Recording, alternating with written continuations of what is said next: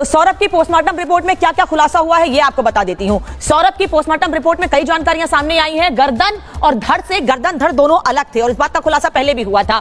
दोनों हाथ कलाई भी अलग कर दिए गए थे क्योंकि ड्रम में उसके शव को काट कर डाला गया था। सीने पर 3 गहरे जख्म, चेहरा पूरी तरह से सूजा हुआ था। गले पर फंदे का निशान था, यानी कि फंदे से गला दबाकर भी हत्या की गई है। पहले चाकू घोंपी गई, उसके बाद गले को दबाकर किसी चीज से, किसी रस्सी से गले को दबाया गया, जिस पर फंदे के निशान भी दिख रहा है, जिससे कि यह सुनिश्चित हो जाए कि सौरभ बच ना सके। गहरी चोट, खून बहने से मौत की जानकारी मिल रही है और सड़ी गली हालत में उसका शव मिला है क्योंकि उसके शव को काटकर उस प्लास्टिक के ड्रम में डाला गया और उसके बाद उसको सीमेंट से पूरी तरह से भर दिया गया था। यही वजह है कि शव सड़ी गली हालत में मिला है।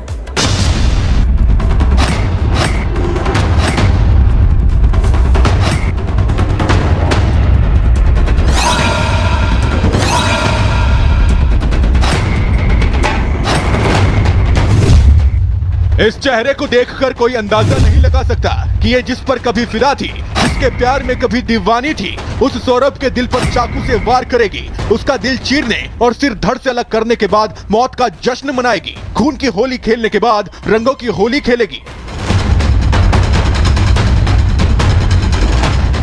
साहिल और उसकी कातिल मुस्कान ने सौरभ राजपूत के साथ किस कदर दरिंदगी की, कैसे सौरभ को न सिर्फ मौत की नींद सुलाया बल्कि मृत शरीर के साथ क्रूरता की इंतहा पार कर दी। सौरभ राजपूत की पोस्टमार्टम रिपोर्ट आ गई है जो चीख चीख कर उसके साथ हुई दरिंदगी की कहानी सुना रही है, बयां कर रही है दास्तान मुस्कान और साहिल के सनक की। रिपोर्ट के मुताबिक सौरभ की हत्या 2 से 3 हफ्ते पहले ही की जा चुकी थी। पोस्टमार्टम रिपोर्ट में मौत का कारण हत्या से पहले मारपीट, खून का बहाव बताया गया है। हत्या के बाद शरीर कैसा था, उस पर क्या क्या निशान मिले हैं, उसकी जानकारी रिपोर्ट में लिखी है, जिसमें बताया गया है कि जब सौरभ की बॉडी मिली तब तक वो सड़ चुकी थी और शरीर पर 5 चोट के निशान थे। वहीं शव के टुकड़ों की खाल उतरी मिली और कान से 7 सेंटीमीटर नीचे तक घाव मिले। सौरभ की गर्दन धड़ से अलग थी तो वहीं छाती पर 6 बाय 3 सेंटीमीटर के घाव मिले। दोनों हाथ भी शरीर से अलग थे और सांस लेने वाली पाइप कट चुकी थी। पूरा चेहरा सूजा हुआ था, एक आंख खुली और एक आंख बंद थी। बॉडी पर सीमेंट लिपटा था तो वहीं चिन पर चोट के निशान थे और गले में फंदे के निशान मिले हैं। सौरभ की हत्या के बाद दोनों ने सोचा था कि एक साथ ऐसे ही पार्टी करते हुए जिंदगी कटेगी, लेकिन समय का पहिया घूमा और उनके अपराध का पता चला और अब इस वक्त वो सलाखों के पीछे हैं। अब खबर है कि नशे के आदी हो चुके साहिल और मुस्कान जेल में नशे की मांग कर रहे हैं, जेल में सफेद पाउडर के लिए तड़प रहे हैं। यहाँ पर नशा मुक्ति केंद्र है, उसके माध्यम से उसका उपचार किया जा रहा है और जो नशे के विड्रॉल सिम्टम आते हैं उन दोनों को सिम्टम थे तो चिकित्सक के द्वारा उनको दवाई दिलवाई जा रही है। 10 से 15 दिन में नशे की आदत छूट जाए। और हमारे यहाँ जो नशा मुक्ति केंद्र है उसमें योग, ध्यान, मेडिटेशन आदि प्रक्रियाएं होती हैं, फिजिकल एक्टिविटीज होती हैं, उसमें शामिल करके नशा से बिल्कुल दूर कर।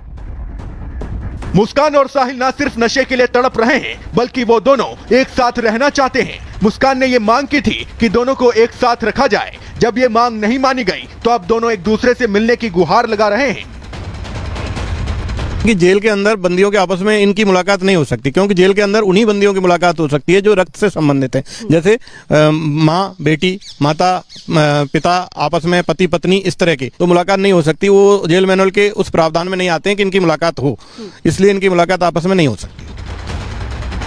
साहिल और मुस्कान की नींद उड़ी हुई है, सोने की कोशिश कर रहे हैं लेकिन आंखों की नींद गायब है। जब से जेल गए हैं तब से परेशान हैं और यही वजह है कि अब मुस्कान ने अपनी पैरवी के लिए सरकारी वकील की मांग की है कि मेरे घर वाले केस नहीं लड़ेंगे, मुझे जो है सरकारी वकील दिया जाए। इसकी प्रक्रिया ये होती है, जो भी बंदी कारागार में निजी अधिवक्ता नहीं रख सकता है, सरकार की तरफ से उसको सरकारी वकील दिया जाता है। तो उसका प्रार्थना पत्र हम माननीय न्यायालय को अनुशंसा के साथ भेज रहे हैं और उसकी ये कार्रवाई शुरू हो जाएगी, उसको निजी अधिवक्ता मिल जाएगा। सौरभ को बेरहमी से मौत के घाट उतारने वाली मुस्कान की मुस्कान अब उसके चेहरे से गायब है तो वहीं साहिल भी बेचैन है, लेकिन उनके गुनाहों की माफी इतनी जल्दी मिलती नहीं दिख रही है।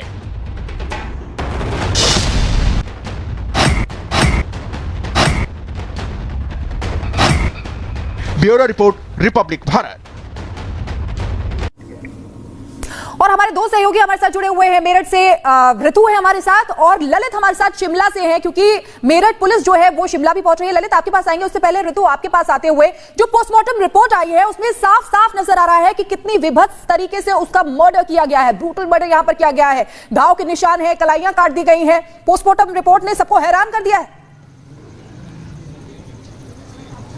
बिल्कुल शिखा, आपने ठीक कहा है। पोस्टमार्टम रिपोर्ट ने सबको हैरान जरूर किया है और उसमें जो खुलासे हुए हैं, जिस तरीके से पोस्टमार्टम रिपोर्ट में जो बातें निकलकर सामने आई है, वो दिखा रहा है कि किस तरीके से निर्मम हत्या हुई है। और इस वक्त आपको तस्वीरें दिखा दूं, यहाँ पर जो साहिल का घर है, इसे भी खासतौर पर, क्योंकि सबसे बड़ा एविडेंस का ये कहीं ना कहीं स्टोर है और यहाँ पर एविडेंस बहुत सारे हैं, जिस लिहाज से जो पुलिस है लगातार मॉनिटर कर रही है। आपको मेरे पीछे भी तस्वीर नजर आ रही होगी, एक इस तरफ आप तस्वीर दिखाइए, यहाँ पर भी पुलिस, और उस तरफ भी चाहिए, मैं चाहती हूँ दिखाइए आप, उस तरफ भी पुलिस लगातार मॉनिटर कर रही है कि किस तरीके से यहाँ पर जो एविडेंस है उनके साथ कोई छेड़छाड़ ना हो। दोनों ही स्पॉट्स पर पुलिस मुहैया करवा दी गई है। पुलिस यहाँ पर लगातार 24/7 यहाँ पर नजर रख रही है, ताकि ये जो घर है, क्योंकि इसमें कई वो प्रमाण है जिसमें क्या कहीं ना कहीं जो साहिल है, किस तरीके से वो आया, मनाली गया, मनाली से वापस आने के बाद सामान भी उसने रखा होगा, वो तमाम एविडेंस यहाँ पर छिपे हुए हैं। दीवार की तस्वीरें हम लगातार दिखा ही रहे हैं। इसके साथ साथ अब क्योंकि जानकारी मिल रही है कि सीन रिक्रिएशन भी किया जाएगा, जो हत्याकांड हुआ उसको लेकर के सीन रिक्रिएट करने की कोशिश जो है मेरठ पुलिस कर सकती है, इसको लेकर के अर्जी भी बाकायदा दी गई है।